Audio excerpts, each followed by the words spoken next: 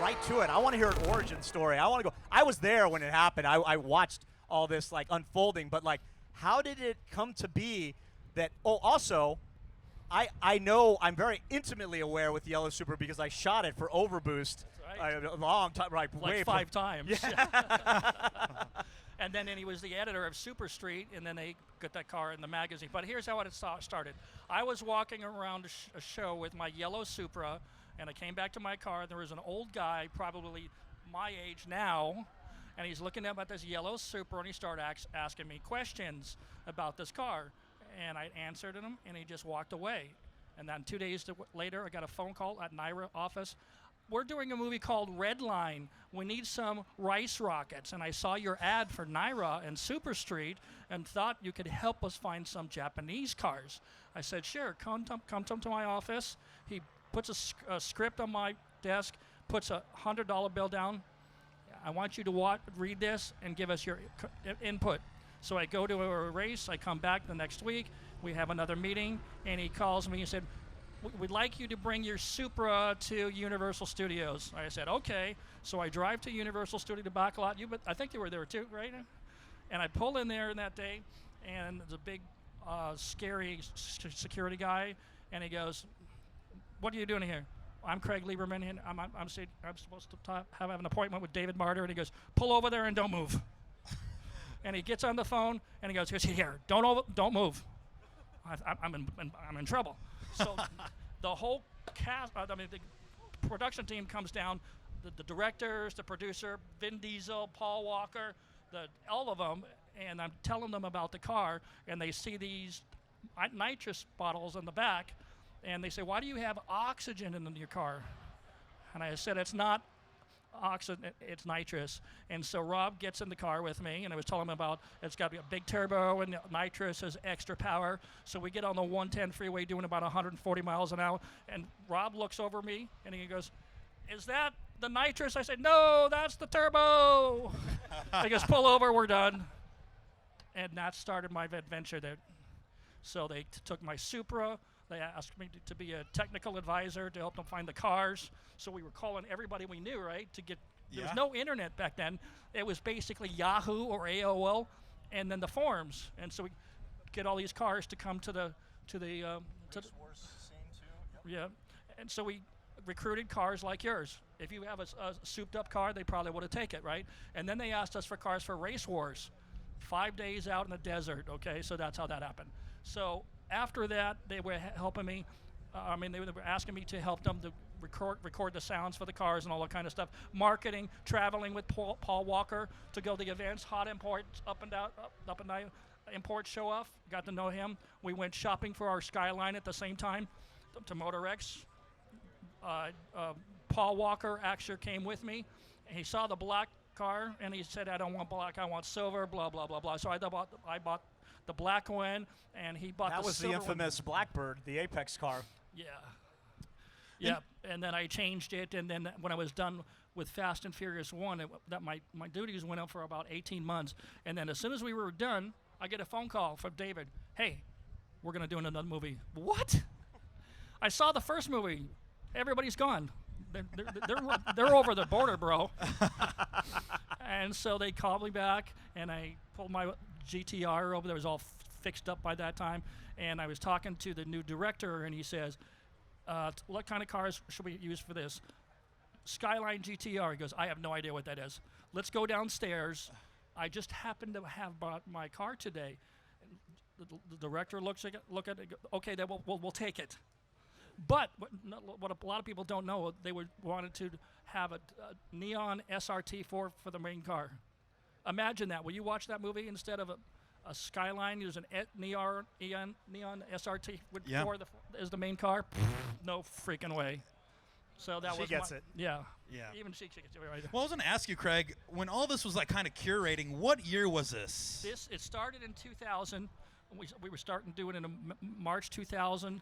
In April, they took my wife's car, was the Blue Maxima. Yeah. So now I had to go buy another car because I had no cars. And I was driving to Peterson every day with 59 miles every day.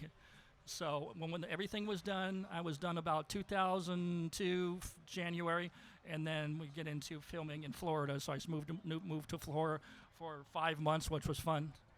But it was fun, man. I'm nobody. I'm just some dude who was standing next to the right car at the right time for the right movie and the right budget. That's it. And so it was a journey for a long time. And then after Tokyo Drift, I never talked about Fast and Furious ever again until 2018, when my wife said to me, "What are all these files that you have? Why do you keep them? What are these pictures? Why don't you do a book? Why don't you do an Instagram? Why don't you do a YouTube?" And I said, "I hate being on camera." So I started it, and now it's just going, because now I'm going all over the world telling these stories. And people, as you, so happy with this franchise, right? In some ways, other ways not so much. But over there, the fans are rabid. I mean, they're just crazy. You just talk about Fast and Furious, it is insane. It's just a different thing. So I want to ask you this, Craig. Obviously, at that time, you have Paul and all these people approaching you about this concept or this idea that you helped kind of curate all the vehicles for. Did you ever anticipate that it would be what it is today when you first got that script laying on your desk? Well, let's put it this way. A lot of us got to see the movie like 4 times before anybody else saw it. And the first time I saw it in a private theater, I'm not sure if you were there, and I said to my wife, I got on the phone as soon as I got out of it, "What did you think of it?" I said, "Honey, this movie is going straight to VHS." Oh, no! Straight to VHS. If you've ever watched movies of you when you were a baby, like 4 years old, you look like a dork, like I did, right? But when it's put together with music and special effects and music, it was completely different. On the open night, they played it up in my local theater. The whole audience jumped up after the high civics. Remember that scene? Yeah. The whole audience jumped up and went like, "Yeah!" Now, I was old enough to watch Star Wars when I was 14 years old. None of that shit happened there. So then I called my wife back again. I think we're going to have a cult classic. And Wow. they were right, and I was wrong. Hey, Craig was also a star of the movie. Oh, here we go. So I have that here. Who can tell me what role Craig played? What was he? Oh, we got a hand raised over there. Yeah, Hey, our guy. Nads, this youngster over here raised his hand right away. Okay, hold on. It was the nude scene with Jana Brewster. See, he was very short. What did he do? Okay, There give it it up. See, Bonus points for get the Supra shirt on I him. know, isn't and the that, Takata that's backpack. the future of this, Nads. This like, guy's got this more is- flex than I do. My God. You know, the thing that interests me about all this, too, especially at that time in the early 2000s, it was the import culture in the United States was much different than what it is now. And, the Supra and the R34, R32, the S chassis, it was not even a thing over here. And it's like somebody like yourself, you were very familiar with them, but the most common populace was like, what, like GTR? What is this? These people were the drug dealers, man. 300 pages in every Super Street magazine. Yeah. You go there, "Oh my God, I get that. I don't care. Get more credit on my credit card." Order. What and once again, the styling was so new, right? Like that era and that styling. How were you inspired to get the cars to the styling that they were, that still live on? To this have day, a great yeah. feel today, where it's such a classic and the styling was there. Hold on. I don't want to. I keep giving away stickers, but I have another sticker here because I want to talk about. You say what was Craig's inspiration, and for me, Craig was the inspiration. Now, if anybody remembers, who's the first person who could tell me when Craig was discovered? He was at a car show, and he was actually with a very infamous car club of his. What was the name of that car club? Anyone remember? This is a Yes. legendary This is car throwback. club. This is going way back, super far ahead of his time. Oh, close. That was where he worked. This was a car show club. R.J. DeVera was another infamous member. Craig Lieberman. R.J.'s mom was a member of this car club. These cars were so far ahead of their time. So when you talk about inspiration, anybody? How about if you have a iPad, black shoes, blue pants, a black, white, and red T-shirt, you could win a FuelFest sticker. There you go. Craig, tell us about the club and the name and everything, because to me, when we ask about inspiration, you guys were the inspiration and so far ahead of the time. of everyone else. It was such an elite club. R.J. Javera and his mommy seat. They called her Turbo Mom. She had a Honda seat with like a turbocharger. But there were a lot of clubs. Art in Motions. What's the other ones? I can't come up with them right now. The one that was always rival with it. We did Hybrid and Hybrid is another. Yeah, there was another one. We stopped competing because we had sponsorship and we felt it wasn't fair to the kids. But all those other clubs were doing great stuff. Everybody was chill. There's no problems, no fights, no shit. You just hang out with everybody every day, barbecue right there, wait around for nights, for hot important nights, and then we stay there to 2 o'clock in the morning. And that was a different time. Now we have intersection takeovers. So it's not the same. Stay off our lawn too while you're at it. Yeah. Yeah, but it was a different time. Some of these kids go back. I see comments in my DMs. They find these pictures on old forums, and they ask me questions about who's that car, like L.J. Garcia. That guy was an icon, absolute icon. Anybody know L.J.'s car? Anybody remember that car? L.J. Garcia's car? Pioneers for sure. Yeah, Feels wide body EK Civic, the blue one that was eventually yellow, and then now lives at my friend's shop at Art of Attack. It resurfaced. Really? Yeah, it was hibernating for the past 10 years, but that car was a wide body Civic before there were wide body Civics. But you guys at Art Motion, you guys had just the lineup of cars that you had were just banger. RJ had a wide body NSX before there was such a thing. Yeah, no fiberglass. Yeah, the Bellside kit. Yeah, so.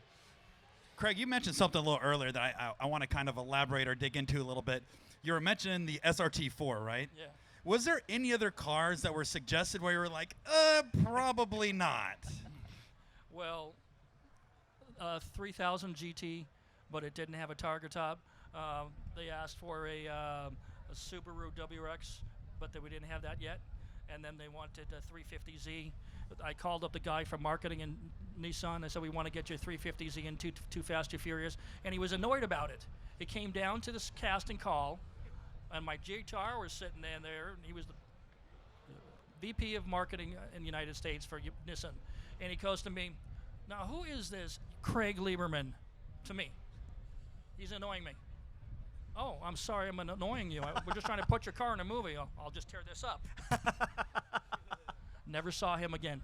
Amazing. So that would have been a 350Z and Too Fast, Too Furious. That's right. Instead of wow. my car, it would have been a 350Z. Wow. It's interesting to hear just these little stories and shakeups, like how a 3000 GT would have changed and influenced in some of it. But when sitting at that table with John Singleton, and I told him a Neon SRT is not good, and he goes, Lieberman, ask me a question, or tell me a question. Tell me, what's wrong with an SRT? And I said, you can put lipstick on a pig, but it's still going to be a pig. Well, yeah. And he says that's good because I don't want to put booty ass shit in my car in my movie. Watch that episode on my YouTube channel. I tell it more colorfully. I'm being PG-13 right now, but a lot of things, it was just being in the right time and the right place. And because of magazines like Super Street, they were pumping the public with ideas to style their cars. And back in those days, it was just getting rocking off. After Fast and Furious, the people at nitrous oxide said their sales went up 1,500% sales increase just because of the movie. Wow. Yeah, those were the solid days. Everybody, I felt like it was an artificial bump. We're talking about that. The movie franchise notwithstanding, but what do you think about the resurgence of the scene and everything that we have here at FuelFest and all these people here and all these cars? It's definitely a continuation of the days back in the early 2000s, and it's a lot ways the same, but it's a lot different too. So what do you think about the scene today as opposed to back in the day? What really gets me excited is that everybody's getting back into it for JDM cars, but what really, really blows my skirt up is cars like that. You got a TE37, and the guy's working on the car right now, but what did he do first? The TEs, right? That's the way to do it. If you're on a limited budget, buying the quality stuff. Because what killed the import tuner scene back in the way, everybody was buying junk from China. It's China, from China. You're buying the Chinese knockoffs, you're not doing anybody a favor. No reps, people, no reps. Yeah, that's an interesting point you bring up because now there's so many people. Obviously, the scene is what it is now, but it's also like you explain like TEs and a bunch of other high quality brands. Is they spend the time R&Ding, developing it, making it track worthy, then people will make a much cheaper version of it that doesn't have the main attributes, the strength, the durability, but also the legendary brand behind it that originally created it. My son gave me shit because I didn't have TE 37s on my GTR, so I bought them, right? And Yeah. now he just bought a GR80X. He doesn't have TE on his cars right now, so I still send him DMs. Another day without Bust 'em up a little TAs. Another day without TAs. How can you live? You're making money, bro. Yeah. Well, Wow, that's crazy to have your dad be Craig Lieberman and wheel shame you too. That's like a double whammy. He shamed me first. So let me ask you this, Craig, since we're on parts real quick. It blows my mind too because I've known Craig for so long. I remember, I know Craig like BC before children, and I remember his kids being very young. Yeah. So Well, let me ask you this on the topic of parts. When going through and building these cars that you had a big influence and were part of, what do you feel were some of the hardest parts to get at that time?